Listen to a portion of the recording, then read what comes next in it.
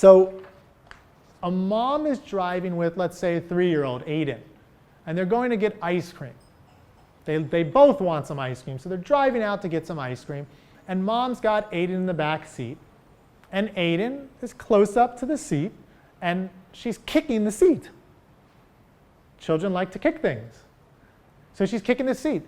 What's a natural response from a normal parent?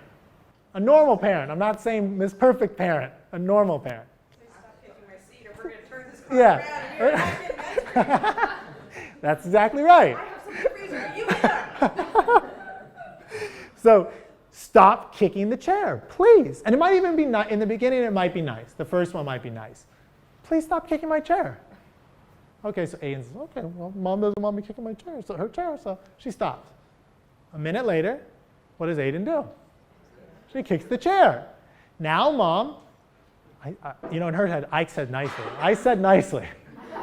I said nicely. I need you to stop kicking that chair right now. Aiden's like, ooh, we go through the kid's mind. Ooh, there's some high volume here. This is getting a little bit more serious. I'm going to cool down for a little bit. A minute and a half later, kicking the seat. Mom says, that's it, we're turning this thing around one more time, and you're not getting any ice cream, young man. Okay, whoa, ice cream is serious, the kids thought. I can't mess around. But the last few, she said things and she wasn't really serious. Now, of course, the kid's not this, sensible in his head, but these are the kind of inner thoughts that would be going on. 2 minutes later, kicks the seat, okay? Now, I'm not going to tell you what the mom says at 2 minutes, but 15 minutes later, this is Aiden. Okay, so he's got his ice cream. So it's very difficult for parents to set limits and to be consistent with them. But what we need to do is offer these freedom within limits with clear limits. So if we think about this situation, what might mom done? What would a clear limit have looked like in this situation? Let's go to the first kick. First kick. What do you think? And when I say clear, I mean the parent, like I'll put the two up here actually, knows what the limit is, and he knows that you follow it. So you want to set a real limit, and you want to be clear that you're going to follow it. So what can mom say the first time? Freedom within limits. Child kicks the seat. What do you say?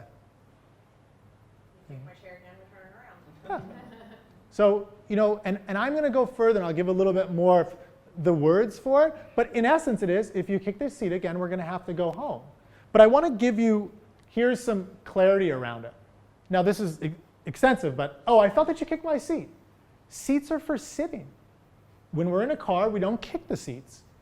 We sit on them. In order to go places we want, like the ice cream shop, we have to go in the car.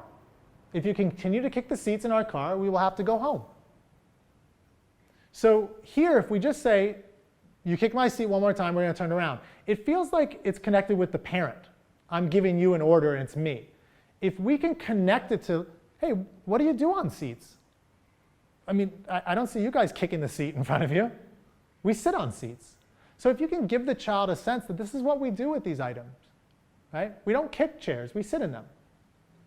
So of course, Aiden is just going to be magical, right? Aiden's going to be like, wow, Mom, that is so clarifying. And you said if we're going to have to go home, so I'm just going to sit here and sit in the seat, because that's what we do in seats. Is that what Aiden's going to do? No. Aiden's going to kick the seat.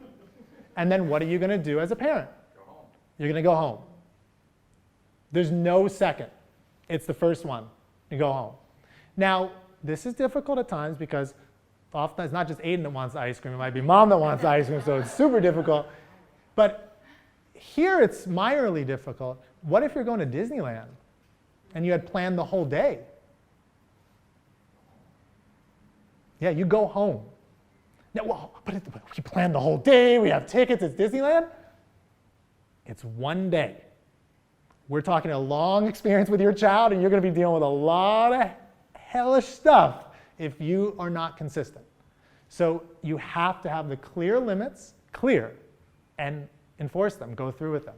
Yeah. So, I mean, I'm curious, the way that you phrased this one, I was thinking as you were reading that, I was thinking, I mean, and maybe 3-year-old is not going to be as right, but I work with older children, maybe saying to the parent saying, when you kick my seat, I am distracted and it makes it harder for me to drive. Like connecting with the actual logical, because right now, I mean, it's fine. I think like the child understands this is the purpose of this object, and this is what you're doing, and it's not the purpose. Yep. And when that happens, but it's still kind of disconnected from.